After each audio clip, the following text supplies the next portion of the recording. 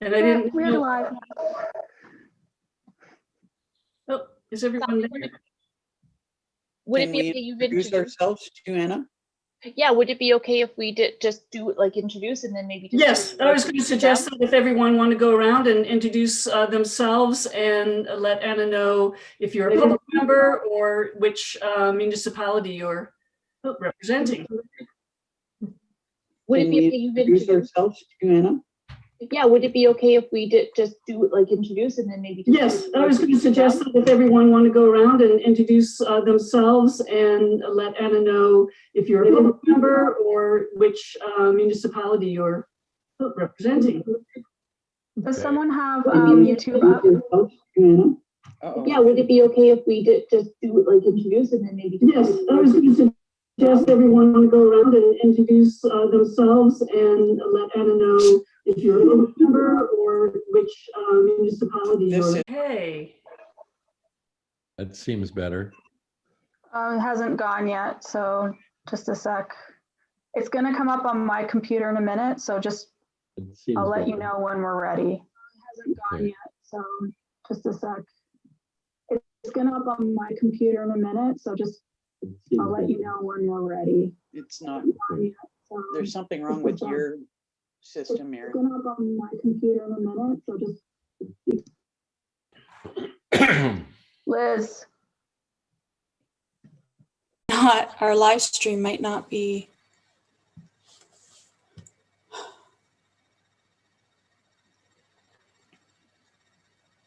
Looks like your live stream is on now. Yes. No echoes? Dave, how do you know that? If you're not watching YouTube, how do you know that? I can see it in the top left-hand corner of my Oh, screen. okay. It's live on custom live streaming. Okay, I'm not going to question it. Let's just say it's working. Apologies for the technical difficulties. Not your fault, I'm sure. So thank you, Aaron, and Aaron's husband for helping us out there. And as I said, welcome to Nikki and to Anna. And we thought we'd go around and introduce ourselves to Nikki and to Anna. So why don't we start with Dave and then Lisa? Okay, my name is Dave O'Brien. I'm a public appointee, but I live in the beautiful municipality of Highlands East. Oh, sorry, Dysart et al. I did that for you, Andrea. I'm in the far east end of the county. Welcome. I'm Lisa Shell. I'm the Deputy Mayor for the Township of Minden Hills, and this is my first term on the Library Board as a representative from the county. Julie, did you want to, and Andrea next, and then Liz? Anna, I'm Julie. I'm the Administrative Support Coordinator. I'm looking forward to meeting you. Hi, Anna. I'm Andrea, and we met us as on the interview committee. So I'm thrilled that you are joining us. I was thinking we should invite her to watch our meeting today because you're not officially starting your job till the end of the month. And here you are. So really happy to see your face, and happy to see Nikki's face here on screen also as a new library board member. Hi, Anna. I'm Liz. I wear two hats when it comes to the library board. I'm the warden of Haliburton County, and I'm also the deputy mayor of Algonquin Highlands, working with Carol. And we are in the northwestern corner of the county. And Carol, do you want to go next? Sure. Carol Moffat, I'm the mayor of the Township of Algonquin Highlands, and I am a county appointee. And then Linda and Cease. Hi, Anna and Nikki. My name is Linda Buck, and I'm a public appointee to the board. It's my first term, and I live in the lovely town of Haliburton. And she's a retired librarian.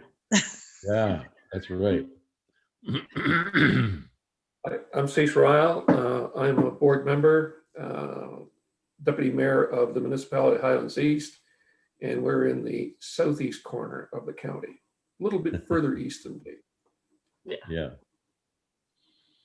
And Nikki, I don't know if you've been in contact with Aaron, but Aaron is the Deputy CEO and Service Library Branch Librarian, but I think you've been in touch with each other, right, Aaron? Yes. Okay, great. And I know Nikki from Canoe. Oh, from Canoe, of course. Hmm. And Anna, did you want to say a few words? Sure. I'm assuming that Sally already sent around the biography that I sent to her. So I won't get into that, but it's a pleasure to meet all of you.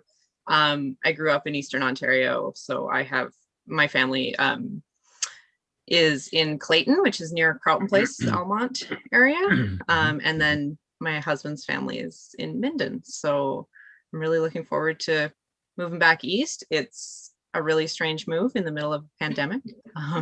But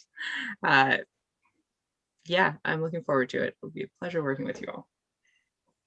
Thank you. And we're looking forward, and I know Aaron is, because we've got lots going on here. So I'm going to call the meeting to order. And why don't we have Nikki tell us a bit about herself? oh, sorry, Nikki. Yes. And Carol. I live in Dysart et al. I'm a volunteer at Canoe FM. I previously volunteered on the Dysart Recreation Committee.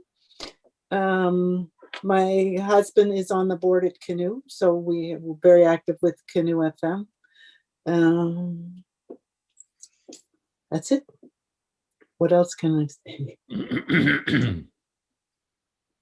Well, we thank you for putting your name forth to be on the board. It's great to have such a diverse group from across the county on the board. It's important that we have representation from all over the place in the county. So I've got everyone, right? I haven't missed anyone. Yeah, good. All right, I will call this meeting to order and present the agenda. Are there any comments on the agenda? All right, I will move to accept, be it resolved that the Haliburton County Library Board adopts the agenda for March 10th, 2021 regular meeting. I need a mover and a seconder. Oh, Linda and Carol. The next on the agenda is the declaration of pecuniary interest.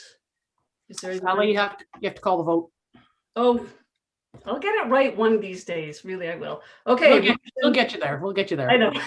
I was explaining to Anna that I am not a process person, but everybody else is, so that's okay. So carried with the first motion. Everybody? All in favor. All in favor. Okay. Is everyone? And then it's carried. And then it's carried. Honestly. Okay. Next on the agenda, you're going to make me say this word again, the declaration of pecuniary interest. Some people have problems with aluminum. Aluminium. Depending which country. Okay, we're good to go on that. And the adoption of the draft minutes from the last regular meeting. The motion. I'll move. Oh, don't I? Okay. And a seconder? Andrea? All in favor? Aha. Now you should read the minute or the motion. Yeah, Now you I should read the read the motion, yeah. Okay. Yeah.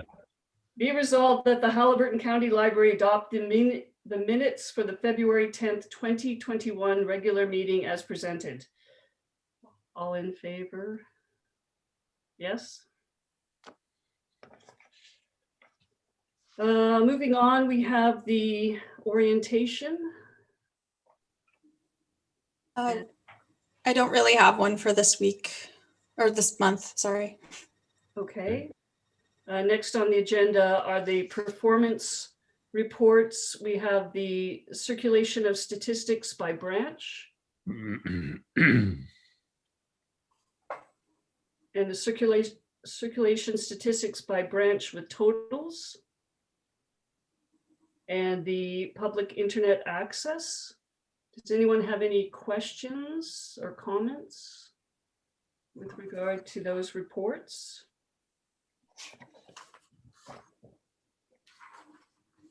All right, there's a motion to accept those reports.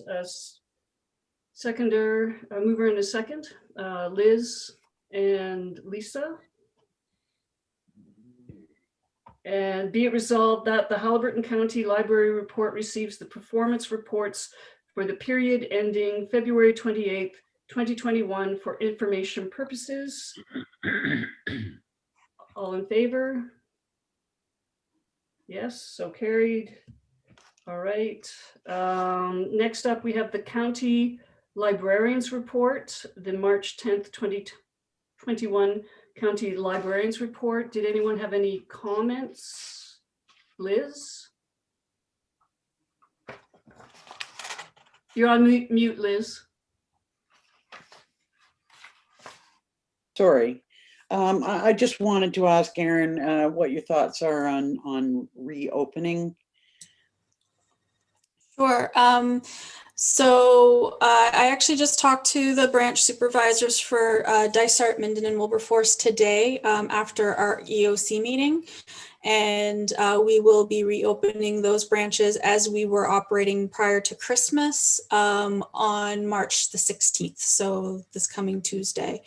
Haliburton County is looking pretty stable. I'm a little worried about some of our surrounding areas, but right now I think we've also been, the protocols we've put in place have been, I think, a little maybe above and beyond what was necessarily expected of us. So with the new variants, I'm satisfied that they're going to be adequate as well. So, and then we'll just keep an eye on things as they go.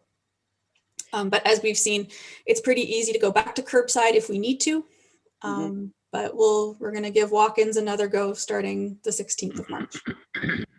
One of the reasons I asked, I was a little bit concerned because we did hear at our EOC meeting today that, you know, that we could very easily go back into orange. That's right. Mm-hmm. Yeah. So, you know, that you're ready to make the transition, that you've got, you know, you've got everything in place to operate in either way. That's great. Yeah, and that was one of the things I made sure that I talked about with the branch supervisors, was the fact that if there are situations that our protocols don't seem to be meeting, if things start to change rapidly around us, that we can move back to curbside, we can regroup and go from there. And Aaron, the restrictions on opening our masks must be worn, and it's 20 minutes allowed per person in the library, and there's a restriction on the number of people that can come into the library? That's right. That's right, yes. So 20 people in Minden and Dysart at one time, including staff. So really it's kind of 18 patrons, and 10 in Wilberforce. And thankfully we haven't really hit that threshold yet. We've come close, but we haven't really had a sustained period where we've had that many people in. Okay. Andrea, then Liz. Thanks. And seeing as we're talking about that, I thought it was sort of later because I did see that it said March 16th in the branch services report. But then to what David just said, then are we also limiting the hours of operation to, like we, decline. Are they limited hours too? Yes, like just we like have before. Yeah, and that allows us to double staff, because sort of needing to keep track of those COVID protocols plus offer our services, it really does require 2 staff beyond, not 1. Okay, Liz, and then Cease. Just to the point about staffing, are we suffering because of the number of staff on leave? Should we be thinking about some part-time help? At this point, we're doing okay. We have been utilizing some branch staff in other areas as well, like in programming, like in our collections work and things like that. I do think there could be some need for potentially additional staff, but I think I'd like to bring the board a more fleshed out idea before really going down that road. Yeah. Just a quick question, Erin. As the warmer weather comes and people will want to get out, there's a good possibility they might want to use the library as a place to go. So that number that we've got, the 10 and the 20, if that number gets close, let's say for instance, you've got 18 in the building and you got maybe 2 or 3 people wanting to get in, is there a queue system that's been designed to enable that to happen? And if so, the people that are outside, what do they do? Essentially what would need to happen is people would have to wait outside while we have one staff member allowing people in and the other serving the public. Thankfully that hasn't happened yet, but that is what would need to happen. During the spring and summer months, during the summer months rather, last year, there was a lot of people who actually used our Wi-Fi outside rather than coming in, for instance, because they wanted to use it for longer and things like that. So the warmer weather might actually be a positive thing in terms of usage. David? I was one of the ones that used the Wi-Fi sitting in my car at Wilberforce. But my question is, Erin, how will you notify the public about the openings and the times and all that stuff? Will you post it on the website, do something with the media? Yeah, that's right. We'll put things up on social media. We'll put the details on our website, and we usually send a press release around. Good. Okay, great. Super. Thank you.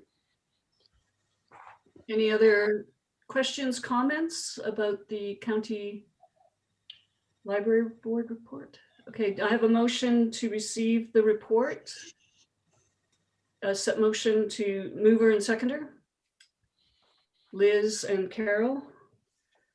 Be it resolved that the Haliburton County Library Board receives the County Librarian's report for the period ending February 28th, 2021 for information purposes. All carried. Moved forward. Everybody, yes, okay. Yep, yep. Next on the list is the branch services librarian's report. Any questions, comments on that? And I believe you had the date of reopening in that report, correct, Erin? I did, yeah. Okay. Well, I had one question. May I, Madam Chair? Erin, the 3 branches that you mentioned are opening on the 16th. Will the others continue with curbside service? Yes. Okay, good. Okay. Okay, the motion to accept the report. I need someone to move in second. Linda and David. Be it resolved that the Haliburton County Library Board receives the branch services librarian's report for the period ending February 28th, 2021 for information purposes. Motion to accept. All accept, forward. Okay, carried. Financial reports. We don't have any financials. Erin sent out an email earlier in regard to that. Did any comments or questions on that? And we will have hopefully the financials next meeting, correct, Erin? That's what I'm hoping. I know that the audit is taking place this week, so potentially that April, May at the latest, I would think. Okay. And but we are in good shape. We do know that. So next on the list, library policies. We have the Haliburton County Library Board commitment to health and safety. And that was something that was brought up at our last meeting. Peggy Malcolm brought that forward. So Erin, do you want to address this? Sure. So one of the things that the board does need to do annually is accept the health and safety policy statement and commitment. To give a little history on this, historically, we have really just abided by the county's policies for health and safety. We're part of their health and safety program, and we're named specifically in their Joint Health and Safety Committee's terms of reference. However, and this has been a common practice among many county and municipal libraries. However, around, I'd say late 2019, it was Souls kind of flagged that it's better practice for the board to adopt those policies as their own in those situations. So that's what this is. The counselors who are sitting around the table will have seen this already in the January council meeting where they signed off on the health and safety commitment. So what I've done, kind of using Peggy's advice, was to create a document with a recommendation and a signature page for our board to adopt those same policies and abide by them as we have been. So Erin, are we adopting the 3 policies? The health and safety policy, the safety duties and responsibilities in the workplace violence and harassment policy? That's right.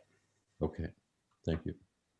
So this is page 12 of the package. Yeah. Are there any other comments or questions about this? No. Cease? You're on. Yeah, we've been kind of sort of working our way through getting them signed at the county, kind of signing when you get a chance to get in. How would we, first off, would those that are on council, would we be signing a separate set for the board? And if so, with this COVID thing being locked in the way it is, how do we want to do that? Or can we wait until it gets a little bit more open? We can wait until it gets more open. We can also figure out if we want to do digital signatures as well. But the fact that when we pass the resolution and it's reflected in the minutes, that should be sufficient should the Ministry of Labor look for our policies on these things. Yeah. Okay. Any other comments or questions on this? So people are happy with what's written and the signature page. Yeah.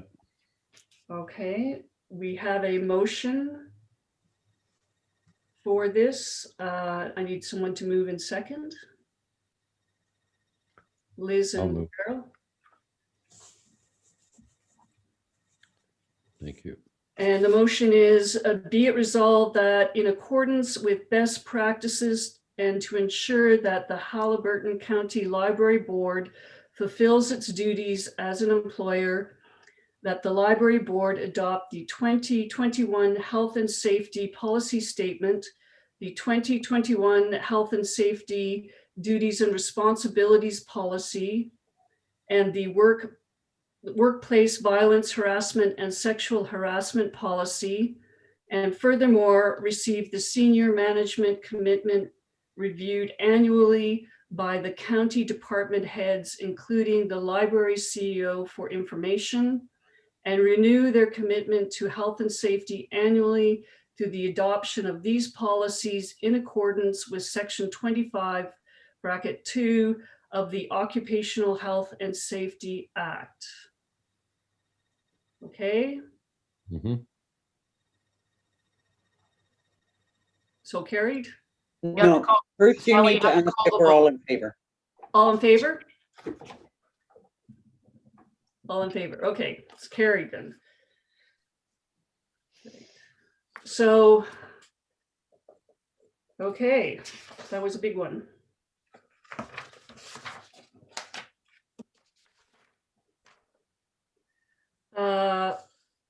Next, we have the Haliburton County Policy, HCPL Policy Index. That was included in the package. And one of the reasons is we were talking about the policies the last meeting and the number of policies that we have. Which is, Sally, I think there's actually the other policies for annual review. oh, right, the Yeah. other policies. You want to go through that, Erin? Sorry. Sure. So these are policies. So these are policies we want to pull out of our 4-year cycle for annual review. Pro 03 has health and safety implications. OP01 is an accessibility policy under the AODA, and OP04 is a accessible customer service policy. So those are just being pulled out of cycle for annual review and will be annual review going forward. Okay. Did anyone have any, Carol? Thank you. So are we supposed to do anything with them today, or what's happening with them? Just there should be a motion to approve those. Did I miss doing the motion to approve those? Well, there's a motion here. Oh, okay, good. Yep. Yes, there will be a motion to approve those. So they're the same policies just being renewed without any changes. That's right. Okay. But we have the cycle that we go through to review them. So this is their time that they come forward.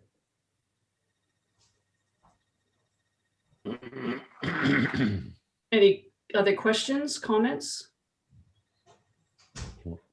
Okay, can I have a mover and a second? Oh, sorry, Carol.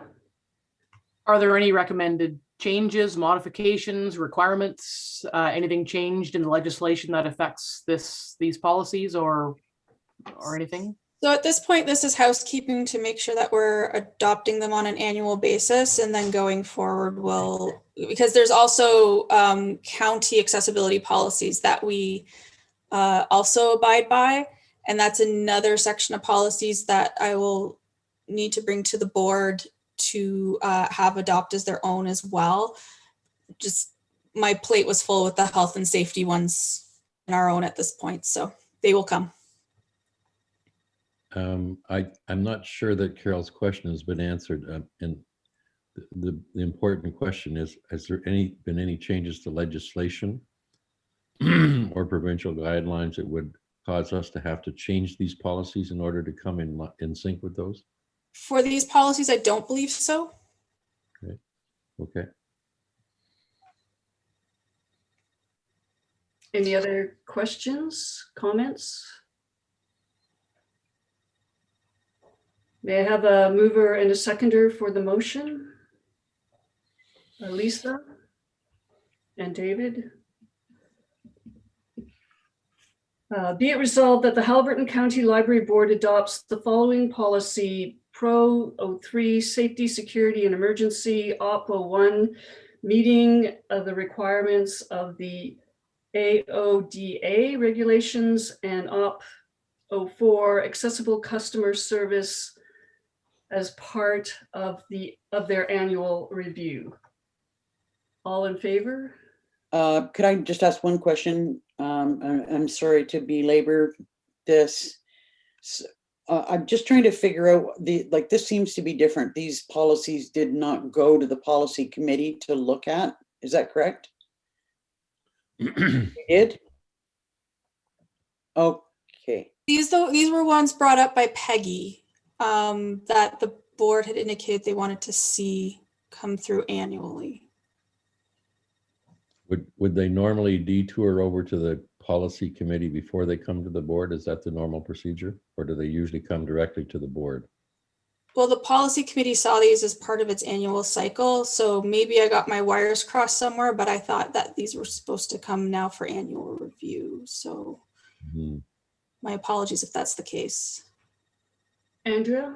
Yeah, I'll chime in here. I've just been a little bit quiet because we didn't go through them the way we would have normally gone through them at the policy committee, you know, a little line by line, a little housekeeping. So I was curious as to why these were on our agenda now, and maybe I'm missing it or having a gap from that orientation with souls. So these, are you saying then should be on an annual as opposed to a 4-year cycle? And because basically we're just rubber stamping something that we really haven't reviewed. That's how I feel right now. So, okay, so maybe my wires are crossed because when we did the orientation, she had 2 categories of policies that were supposed to be annual review, and those were health and safety and accessibility. So, and these 3 policies were brought up as part of that. So that's why they're here. However, if that is not correct, then I'm happy to. Well, if I may, I think the point is that we're actually, as a board, not sure what we're really doing. Generally, the policy committee would you know, just go through them each one with a bit of more of a fine-tooth comb.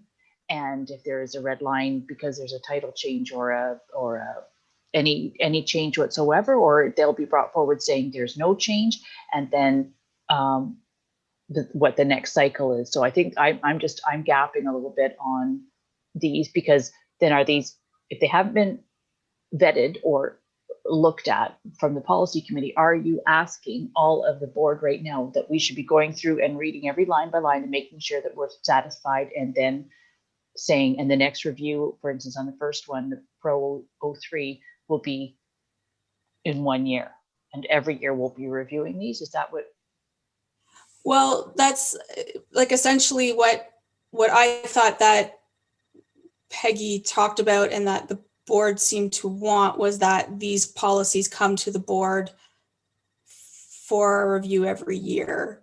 So since these policies wouldn't be up for a little while, I thought that the board wanted me to have these at the next meeting to get that annual thing going. But if we want to change that, that's fine.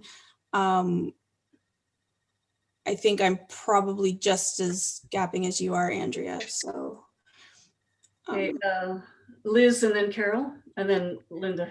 Yeah, I could see how this would happen, because I think we were all as a board a bit kind of astounded that, oh my gosh, we're supposed to be doing something, you know, that's quite, these are serious matters when it comes to health and safety, and we need to take care of this. And so we probably projected we need to do this like really quickly, but you know, personally, I would prefer these. I think there's, you know, given that we're changing the cycle on them, and that there was a little bit, I mean, that was a whole different sort of process that we went through with I'm sorry, what was her name? Peggy. Peggy. I would prefer that these actually go to the policy committee, okay, be reviewed, and then come to us. And for us today, really, well, maybe we could just defer it. And so when they come back to us, we can receive them as reviewed and accept that they should come back to us annually as opposed to every 4 years. Okay, Carol? Thank you. I was wondering that given that we have been discussing some changes in sort of board staff relations and how to see the cycle of these things a little more clearly, that we have a new CEO starting shortly, and perhaps we could leave this to her to, if there's no rush for these 3 and they are contained within the greater context of a bigger conversation, that if there is no rush, then perhaps we could leave them for Anna to have a look at. In the greater picture, she might want to bring something else differently forward for us to examine. So instead of continuing on, I would support Liz's idea of deferral, but for a different reason, to let Anna have a look at how we're operating and maybe have some thoughts on that. Linda? Well, my understanding of what Peggy Malcolmson was saying last month was that these policies would just be pulled out of the regular 4-year cycle, obviously, so that they would be examined every year. But I didn't think that we were meant to examine it at the next meeting. I just think it just needs to be approved that it's pulled out of the 4-year cycle and added to be looked at yearly, and maybe just determine when in the year it would be looked at. That's yeah, and I think that's right, and they should probably go to the policy committee as a first stop on their way to the board, and then once the policy committee has looked at them, the board can deal with it. But I also like Carol's idea of having our new interim CEO take a look at them before they perhaps head off to the policy committee, if that's okay. Cease, you had your hand up. Cease. Yeah, I have a tendency to agree with what people are saying, because I mean, Anna is not going to have the slightest clue what we're talking about if she hasn't had a chance to really go through this stuff. And she's bringing, and I'm talking in the third person here, which is really not right. But you probably have a gambit of expertise and experience that when you're reading it, you might see something a little differently than we might. And that's not a bad thing. That's a good thing if it leads to an improvement. So, and I understand that there was a select few, not all, but a select few that were to be done annually, and the rest would be cyclic on a 4-year schedule. So, and I think it would be really good if Anna could have input to that, and not only, but look at the ones that are going to be coming up scheduled for 2021. They're on a 4-year cycle, and she can have a quick look at them and determine her recommendations on which one we should be looking at based on what she sees. Okay, so what I'm hearing is that we will not pass this motion because we will defer and have Anna take a look at the policies. We have an extensive list of policies, and that was on the list to see if we could compress some, review how what's there, make sure we haven't missed anything. So certainly we can have Anna take a look at that. All right. So that motion, what do I do with this motion? You can just mark it as deferred. Okay.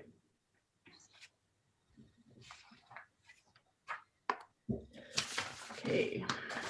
All right. Next, so we had the policy index. And that's just to make sure that everybody has it and sees the policy index, and it's as updated as I could get it. It's continuously updated though, so I'm not sure if the board would like to maybe see it as either every time a policy comes forward, or whether we should put it into some kind of online document that allows you to look at it. But that's the policy index as much as I could update it at this point. Any comments on that, Liz? When you say as much as you could update it at this point, I hear what you're saying. Do you mean though specifically about the time of the review of them, or are you saying that not all of the policies are here? Oh, all of the policies are there. But for instance, with the Gov policies, we haven't, even though they've been reviewed by the policy committee, not all of them have come to the board. So they'll still have kind of an old review date on them. But they're in process. Like that batch of policies is essentially finished in terms of, I think maybe one or two are going to go back to the policy committee. I'd have to look back through my notes, but yeah, so you might see some old looking review dates under Gov, for instance. However, all of those have been reviewed as a block by the policy committee. Thanks. Any other comments on that? Next on the agenda is municipal update roundtable. Is there any news from any of the municipalities? Carol?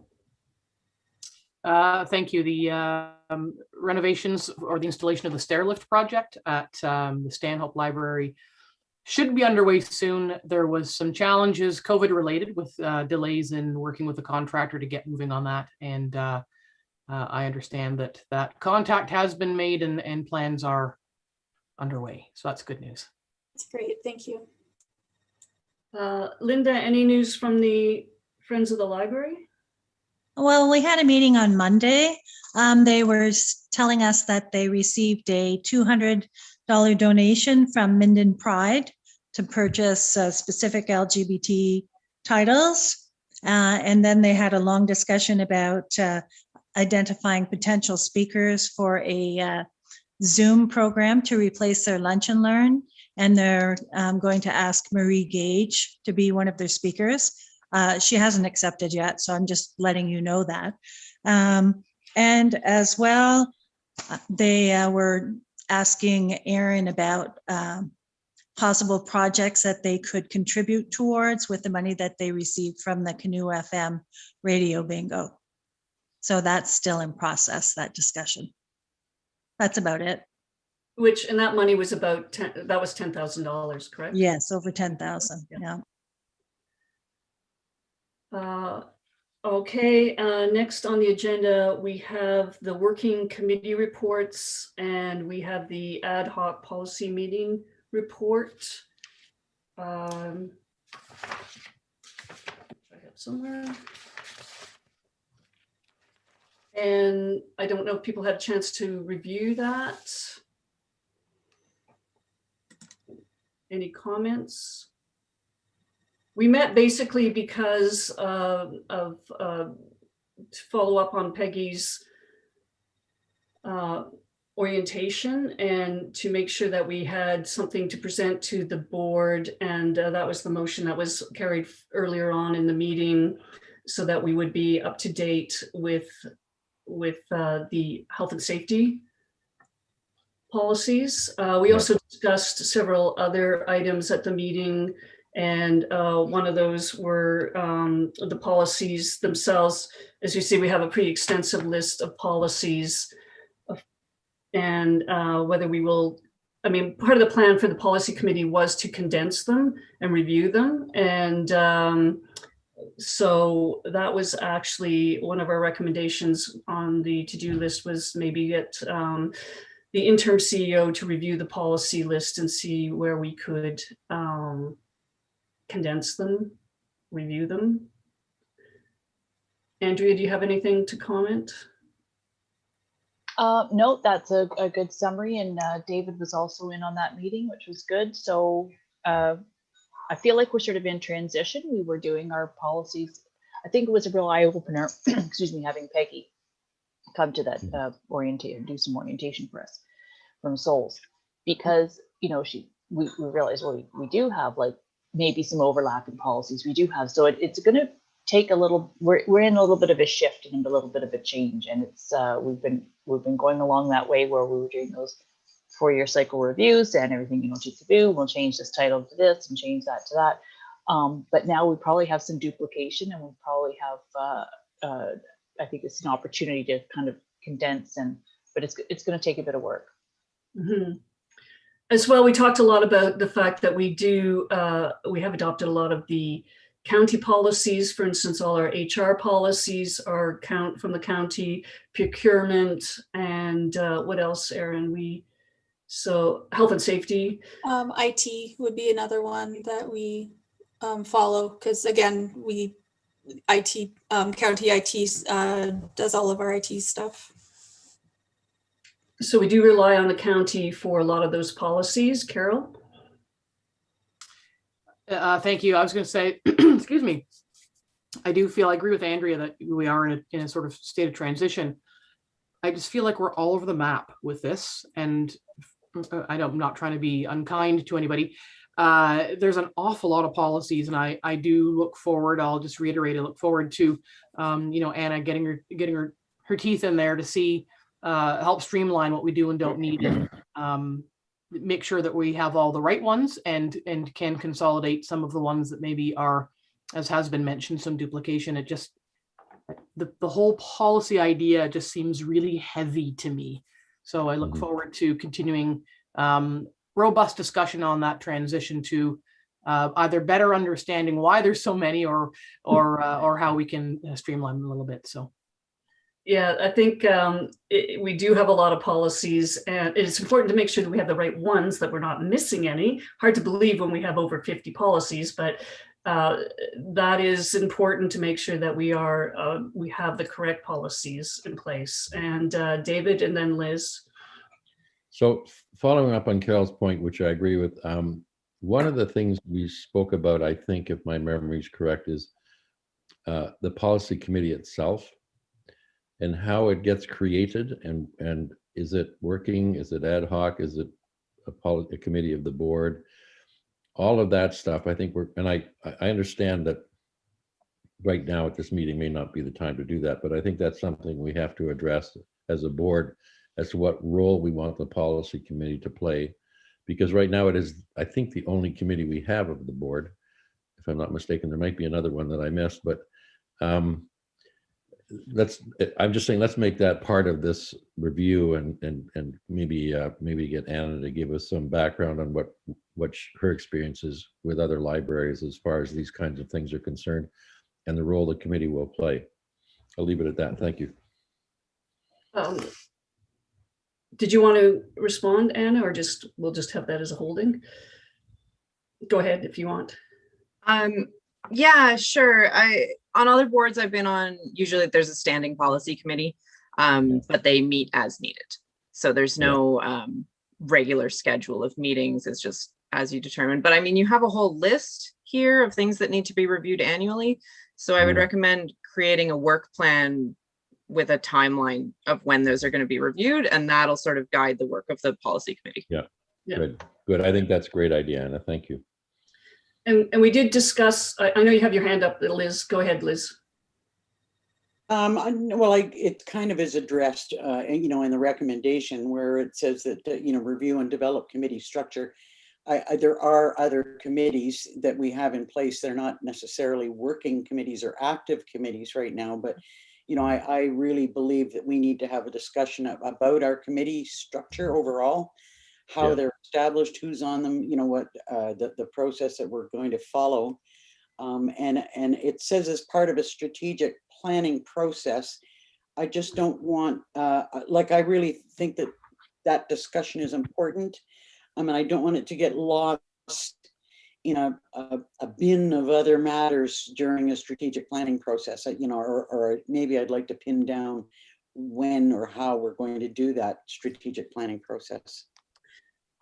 Well, that strategic planning is, as you know, ours is out of date. It was due 2018. One of the things that Anna will be tasked with is moving forward to renew our strategic plan. Strategic plan committees kind of fall out of that, or can fall out of that. I didn't know if we wanted to have a separate discussion on committees. Is that the chicken before the egg kind of thing? Do you look at the whole library and how it functions? And then part of that discussion, which is the strategic planning, and part of that discussion is the committees and how you structure committees. But moving forward, maybe when Anna gets in place, we can put together a plan on how we want to discuss these issues. And whether that committees fall out of strategic planning or whether it becomes a separate discussion, I don't know right now. I'll just leave it at that. Cease and then Liz. Yeah, just looking at the list that we've got here of all of the policies, I see some of them still have a 2020. Is that just because we never got to them last year? And if so, do they move up the priority this year? Like, should they be done first or not? Or do we know? Those are policies that the policy committee has gone over. They just haven't come to the board yet. We got behind schedule with bringing them forward because we were bringing 2 or 3 at a time, and then we had a couple of meetings where we didn't review any policies for various other reasons. So is that okay, Steve? Liz, did you have something?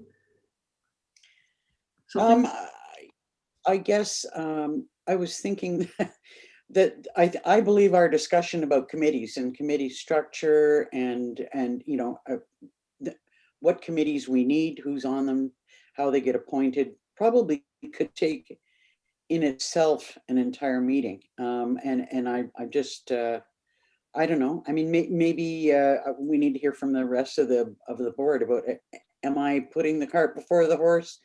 Should it be part of a strategic planning process? You know, meanwhile, we're kind of spinning our wheels in some ways. Well, I would like at some point, if we're going to have a discussion on committees, that we bring forward a proposal on various ways you can structure your committees rather than just having a general round the table conversation. I think we need to have a platform to start the discussion. And there are obviously many examples on committees and committee structure and what committees you have. And do you just have a committee when you need a committee? How many standing committees do you have? I mean, obviously the policy committee has been very active. It's probably been the most active committee that I know of. And whether the other committees are put together when needed. And I don't know what those committees would be at this point. But I think just if we have a meeting dedicated to that, we need to have some points of discussion, and that needs to be put together. And that would be my suggestion. Cease. Yeah, I don't want to scare the hell out of Anna before she even gets started here. But, you know, we've got a resource of someone who has been in other boards besides ours. And what committees have you worked? You don't have to answer the question right now. I don't want to use a third person, so I'm going to figure out how to do it right. That Anna would be able to bring to the table on effective boards that she's worked with, the kinds of committees that she's dealt with, and the frequency and the overall mandate that they've got. I think that would be kind of a really positive thing for input, so that we would have an idea of the kind of changes that we maybe should be looking at if we want to improve where we're going. Carol? I look forward to Anna's fresh eyes on our operations and her recommendations from the outside that might just help us get organized. I don't disagree with Liz that I too feel a bit like we're spinning our wheels because we're kind of betwixt and between. We have a face on the screen that hasn't started yet, and I think there's so much benefit in a pair of fresh eyes. You know, Anna, you might look at all the stuff and go, yeah, you're on track, just do these couple of things, or we don't know yet. I mean, you haven't even started. So I think we just need to leave it at the moment and let Anna get here and, you know, sit at her desk and open her computer and, you know, and look at things and have and get to know, and then bring that perspective to us for further discussion. I think that will set the table for a robust discussion. I think so. And I think Aaron and I met with Anna the other day, and there's, you know, 3 things that definitely were on the to-do list. And one of them is to make sure that we have the leases for the buildings done. The other one would be going ahead with our strategic plan and reviewing it and updating it. And the other thing was to look at, and I thought coming out of that would be the committee discussion. And the other discussion we had was to review the policies. So those are things that are on the to-do list, and Anna hasn't quite started yet, but I'm sure I can hear the wheels spinning, which is great. So yeah, I think we've got a lot on the go here, and it's going to be very interesting times. I'm looking forward to reviewing these things. And as Carol said, you know, maybe the box is good. Maybe the box we're playing in is good, and maybe we just need to make it a little bigger, maybe a little smaller, maybe it needs to be round and not square. That's great. So we have we have starting points. We do have a strategic plan. And so we're not starting from nothing, with scratch, which is a lot easier when you have something to go from. So I'm actually quite excited about it all. Any other comments, questions? So, so the motion to receive the policy meeting report, mover and a seconder, Andrea and Liz. Be resolved that the Haliburton County Library Board receives the policy meeting report from their February 26, 2021 meeting for information purposes. All in favor? Okay, carried. Great. And then the next is other. Is there other business? Any other, Carol? There's the facility reports. Yeah. Oh, sorry, I did a quantum leap. Sorry. I was, okay. Carol, did you have something you wanted to say? And then we'll get to the facility reports, or? I was going to say we have to do facilities report. Oh, okay, well, good. And I'd like to suggest something for the next agenda, so. Okay, great. The facilities report. So I just, this is pretty much the facilities reports you saw before, but I took the opportunity to provide a bit of background on kind of how we got to where we're at now. Just in terms of why we've really figured out that we really need some kind of memorandums of understanding or tenancy agreements for our buildings. Really the establishing basis for the relationship where the municipalities own our buildings and the county provides the service goes back to 1965. And then we, as far as I can tell, didn't really have another policy until 2008. And that was passed by the library board. But I don't think similar policies were passed at other municipalities, for instance. So with staff turnover and, you have a loss of institutional knowledge, people start to go, who does what? Do we pay for the electrician or do you pay for the electrician? Who do I talk to about getting the electrician? That type of thing. And to a certain extent, that's been sorted out by staff over the years. However, without really that piece of paper, not having a guiding document, I think really, it doesn't help things. So I wanted to put that out there for you. So I just, you can read that at your leisure. For the summary of the reports, there's not a whole lot of updates, but then again, a lot of the updates are, a lot of the items are, it's winter and it's COVID and whatnot. So we might not really see a lot of movement about those until summer is my hope. Though I did get an update from Julie today that staff at Dysart et al. Are looking into some of the items as well. So, so they're not being forgotten, which is good. So I think it was Carol, Andrea, and then David and Liz. Thank you. Yeah, I'm glad to see this little piece of history about the MOUs. This, I haven't been on the board all that long, but this has been raised a couple of times by the board that why aren't there, in order to sort of solidify that relationship. So I'm glad that it's finally come forward and that we can make some movement on it. My other question that I want to ask to the other, the reps from the other municipalities, is the maintenance, the facilities report doesn't change too much from year to year. And I'm just wondering what the challenges are in addressing some of these concerns, because these aren't 2020 or 2021 issues. These are longstanding issues. So what can we do better as municipal reps to make sure that this stuff gets fed into our own budget cycles to make sure these facilities are up to date? Because these are not new lists at all.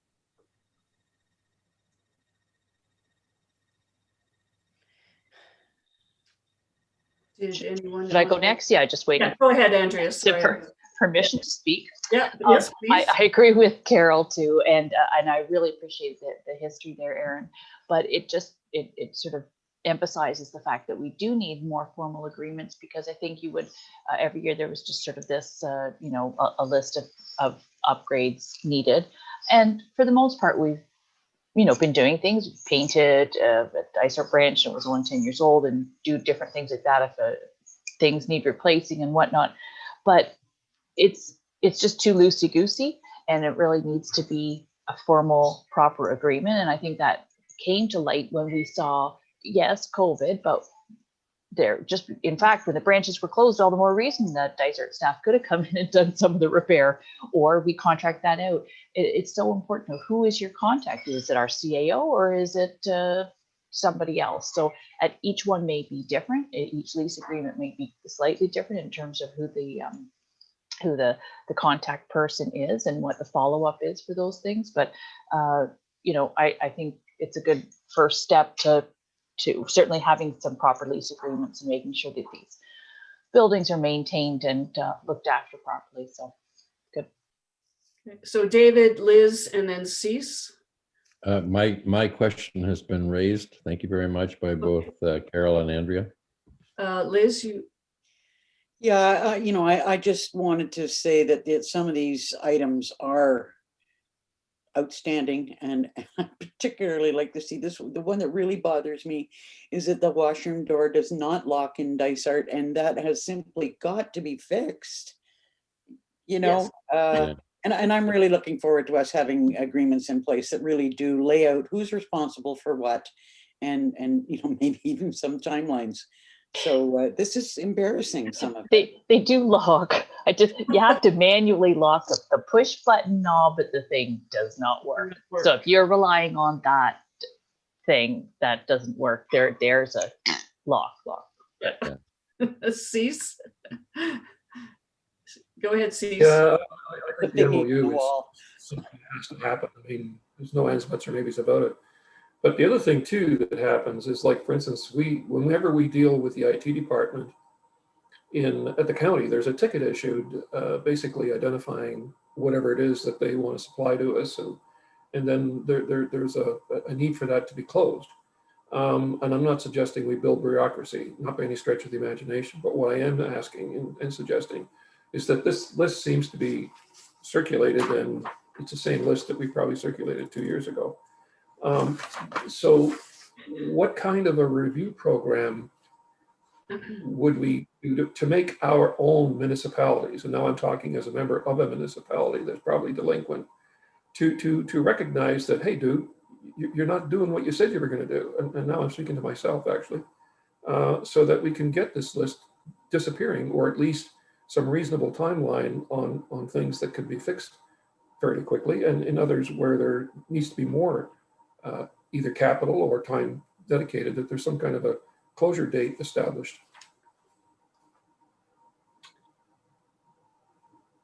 I don't have an answer for that one, but I think what I'm hoping is the people from the municipalities will be able to give a point person to Anna, so that when she starts the process of the lease agreements, that she's talking to the right person in your various departments. I don't know which department you would go to whether it's the CEO of your county or municipality, or so. I think we need to, if you could identify the person that Anna should be in touch with, and that would be a good start. Carol? Facilities reports go to the CAOs. So built into the MOUs needs to be a reciprocal requirement for report back to the board. Okay. It needs to just keep doing this as a matter of courtesy and common interest. I think it's fairly simple. Okay, so Anna would be in touch with the CEOs to create these agreements. And then I would ask the municipal reps to instruct or inform their CEOs that the CEO of the library will be in touch with them. Liz? How do you want to do this? My wheels are spinning about this. It's fine and dandy to say that the facility reports go to the CEOs, but obviously something's not working here, because there isn't the circle back is not happening, in the way that we'd hope it would. I was just kind of thinking about Andrea's comment that the agreements may differ. I'm hoping you mean only in the contact people involved. because, you know, it really, I think it's tough if you're thinking that there should be a different kind of agreement with each municipality. I would like to see us develop something that would work for them all. Assuming though that there would be different, I mean, it might be a public works person in Dysart and it might be the CEO in Algonquin Highlands or the, you know, the planner in Minden. I don't, you know, whoever it is, wouldn't be the planner. And just for clarification, really, that's all I meant. But to Carol's point, really, and then it always should go to the CAO. And then they delegate back down to where it goes. But I think, so it's on our agenda today. But that was one thing that we said, that we would have it on regular updates so that the next report might say those things in that calendar year. And then just as this one says, something has been purchased but not installed yet. I see a lot of blanks on the Dysart side. So I'm hoping at the next time that there are, certainly maybe the brickwork can't get repaired in the next 3 months because it's still frost and whatnot, but that's ongoing or that's been addressed and then it's completed. That's what we want to see. So. Okay, Liz? I was just thinking what might be a really good idea is somewhere on this chart, say when the request was initially made, and then we could say ongoing or, you know, parts purchased. But, you know, if it actually says how long that request has been in place and not acted upon, it might actually make someone do the work. You might. Good point, Liz. We use the embarrassment factor. Is that what you're well, yeah, call it what you want, but I mean, it whatever works. Moves things forward. All the time. Carol? It's late in the day. I certainly look forward to Anna reviewing this situation in a fulsome manner and bringing back a report which we can discuss and on which we can make decisions going forward. Thank you for your time. Excellent. That's it. That's it. So if we're done with that, would we?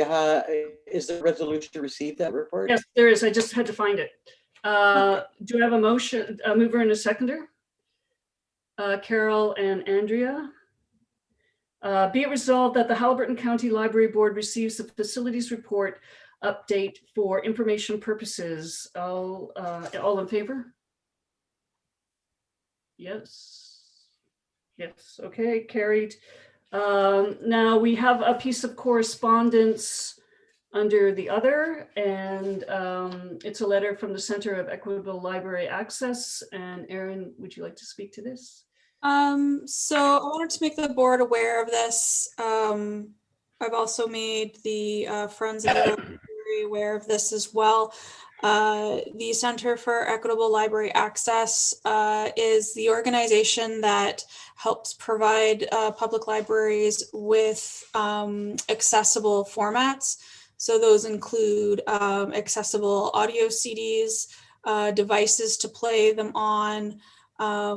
They also provide Braille, for instance, to people who need it. And they are, the federal government's 2020 fall economic statement included an announcement of cuts to their funding for accessible book production for those with print disabilities. So I wanted to provide that to the board in case there was any action the board wanted to take on that. We used CELA probably a few times last year, and we've already had a referral this year. It is a service that when I started at HCPL, I didn't see a lot of use not a lot of demand, but in the past few years, demand has gone up substantially. So as people age, as our patrons age, they are having issues like macular degeneration and various other sight issues that change how they have to read, or the other choices they can no longer read. So I want to put that before the board, and if there's something the board would like to, a letter they would like to write, that's great, but I just wanted to put it out there. Carol?